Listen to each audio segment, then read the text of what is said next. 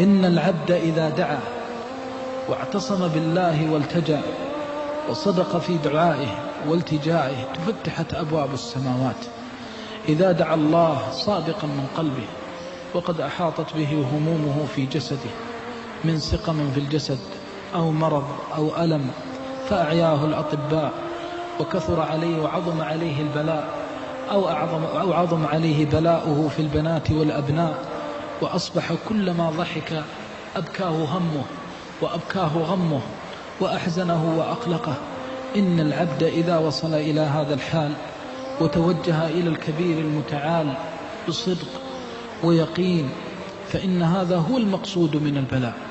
المقصود من البلاء الفرار من الله إلى الله. مقصود من البلاء أن يبث العبد إلى ربه الشكوى وأن يلتجئ إلى الله جل وعلا وأن يتذكر عظمة الله، فتذكر أن الله يسمعك وأن الله يراك وأن الله حليم وأن الله رحيم.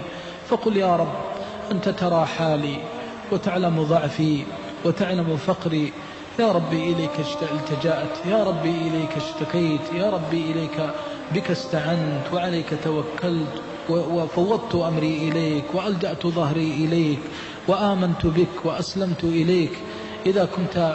إذا قلت هذه الكلمات فتحت لها أبواب السماوات. وإذا صدعت بهذه الدعوات فإنك حري بتفريج الكربات وتسهيل المهمات. إن الله إذا تأذن بالفرج جاءك من حيث لا تحتسب. أسعد الناس في الدنيا من وجه وجهه إلى الله، أسعد الناس في الدنيا من أسلم قلبه لله، ومن أحسن دينا ممن أسلم وجهه إلى الله وهو محسن، أي موقن بأن الفرج من الله.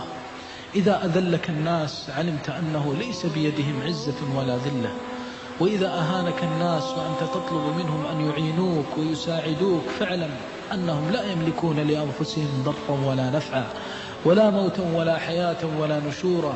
وإذا اشتد عليك البلاء وعظم منك عليك العناء من زوجة ومن أهل ومن ولد ومن أخ ومن أخت ومن أصدقاء ومن أقرباء، وإذا عظمت أذية الناس لك وامتهانهم لك فاعلم أن لك ربا لا يخيبك، وأن لك ربا هو منتهى الشكوى، وأن لك ربا يسمع السر وأخفى، وأن لك ربا يرحمك ويحبك ويحب أن تناديه وتلتجئ إليه وتدعوه.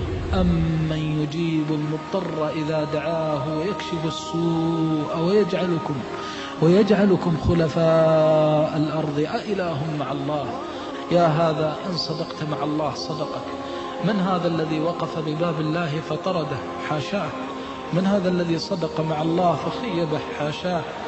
ما وجدناه إلا حليما رحيما، ما وجدناه إلا كريما عظيما، يفتح لك أبواب الفرج من حيث تحتسب ومن حيث لا تحتسب. ولذلك في البلاء وفي الشدة والعناء سرور بمناجاة الله لا يعدله سرور. ما أسعدها من لحظات وما أسعدها من ساعات طيبات مباركات إذا خلوت بربك وبثت إليه أحزانك واشتكيت إليه أحزانك وبثت إليه ما تجده من الكرب ومن الهم والغم، فسألته وناجيته ودعوته وثقت به سبحانه وتعالى. أسعد الناس من جعل شكواه إلى الله ولم يشتكي الله إلى خلقه. فأوصيك ثم أوصيك بالثقة بالله والتوكل على الله وحسن الظن بالله، وأن تكثر من الاستغفار، وأن تعلم أن ما أصابك إنما هو بسبب الذنوب، فتكره الشيطان ونفس الأمارة بالسوء وتستغفر الله وتتفقد حالك. هل ظلمت أحدا من المسلمين؟ هل أكلت مال أحد؟ هل انتهكت عرض أحد؟ هل سببت أخاك المسلم؟ هل شتمته؟ فتتحلل من المظالم والمآثم.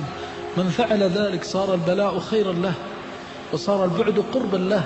هذا هو الذي أوصيك به، أن تصدق مع الله وأن تلتفت إلى ما يصلح حالك مع الله عز وجل، وأن تحرص كل الحرص على أن يكون عندك يقين أن الفرج آتي. إن مع العسر يسرا، إن مع العسر يسرا. ما أنزل الله عسرا على مؤمن إلا جعل معه يسرين. إن مع العسر يسرا، إن مع العسر يسرا، إن مع العسر يسرا، إن مع العسر يسرا.